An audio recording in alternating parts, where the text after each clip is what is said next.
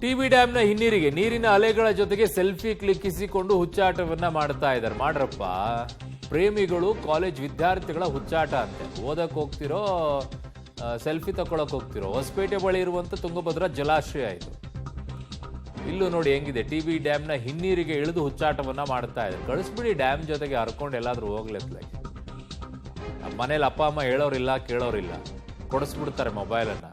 ಇವರೇನೋ ಕೇಳಿದ್ರು ಅಂತ ಹೇಳ್ಬಿಟ್ಟು ಅದರ ಫಲವನ್ನು ಅನುಭವಿಸ್ಬೇಕು ಆಮೇಲೆ, ಹೆಚ್ಚು ಕಡಿಮೆ ಆದಮೇಲೆ. ಅಲ್ಲಿ ನೋಡಿ, ಅಲ್ಲಿ ಯಾವ್ರಿ ಇವ್ರಿಗೆಲ್ಲ ಹೇಳ್ಕೊಡೋದಿಲ್ಲ ಹೋಗೋಕ್ಕಿಂತ ಜಾಗಗಳಲ್ಲಿ. ಈ ಡ್ಯಾಮ್ ನೋಡ್ಕೊಳಕ್ಕೆ ಅಲ್ಲಿ ಸೆಕ್ಯೂರಿಟಿಗಳು ಇರ್ತಿರಲ್ವಾ, ಯಾರಾದರೂ ಹೋಗಿ ಅಲ್ಲಿ ಕ್ಯಾಮ್ರಾ ಹಿಡ್ಕೊಂಡು ನಿಂತುಬಿಟ್ಟು ಫೋಟೋ ತಗೊಳಕ್ಕೆ ಶುರು ಮಾಡಿದ್ರೆ ಸಾಕು, ಬಂದು ಓಡಿಸ್ತೀರಾ. ಇವ್ರಿಗೆಲ್ಲ ಹೆಂಗೆ ಬಿಡ್ತೀರಾ? ಮನೆಯಲ್ಲೇ ಹೇಳಲ್ಲ ಅಂದ್ರೆ ಇನ್ನುಳಿದವ್ರು ಯಾಕೆ ಕೇಳಬೇಕು? ಅವ್ರ ಮನೆ ಮಾತೇ ಕೇಳಲ್ಲ ಅಂದ್ರೆ ಇನ್ನುಳಿದವ್ರ ಮಾತು ಕೇಳ್ತಾರಾ? ಹೆತ್ತವ್ರ ಮಾತು ಕೇಳೋರಾಗಿರಿದ್ರೆ ಹಿಂಗೆ ಮಾಡ್ತಾ ಇರಲಿಲ್ಲ ಅವ್ರು. ಯಾರು ಅಪ್ಪ ಅಮ್ಮಗೆ ಮರ್ಯಾದೆ ಕೊಡೋದಾಗಿದ್ರೆ ಹಿಂಗೆ ಮಾಡ್ತಾ ಇರಲಿಲ್ಲ ಅವರು. ಕಾರಣ ಅವ್ರ ಗೌರವ ಉಳಿಸ್ಬೇಕು, ಇಂಥವೆಲ್ಲ ಮಾಡಬಾರ್ದು. ಫೋಟೋ ತಗೊಳ್ಳೋ ಕ್ರೇಜ್ ಇದ್ದರೆ ಎಲ್ಲಿಂದ ತೊಗೋಬೇಕು ಅಷ್ಟು ತೊಗೋಬೇಕು. ಅದೇನಾದ್ರೂ ಹತ್ರನೇ ಹೋಗಿ ತೊಗೊಳೋದು.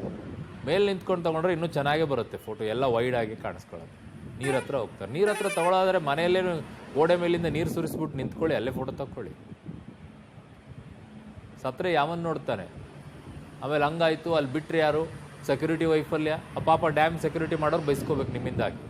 ಏನಾದರೂ ಹೆಚ್ಚು ಕಡಿಮೆ ಆದರೆ ಅವರು ಸಸ್ಪೆಂಡ್ ಆಗಬೇಕು, ಅವ್ರ ಕುಟುಂಬಗಳ ಪರಿಸ್ಥಿತಿ ಆಗುತ್ತೆ. ಅದನ್ನೇ ಅವನಿಗೆ ಕೇಳೋನಿಲ್ಲ. ಕೊಡಬೇಕೆರಡು ಸರಿತ್ನಂಗೆ, ದಂಡಂ ದಶಗುಣಂ ಅನ್ನೋ ರೀತಿಯಲ್ಲಿ.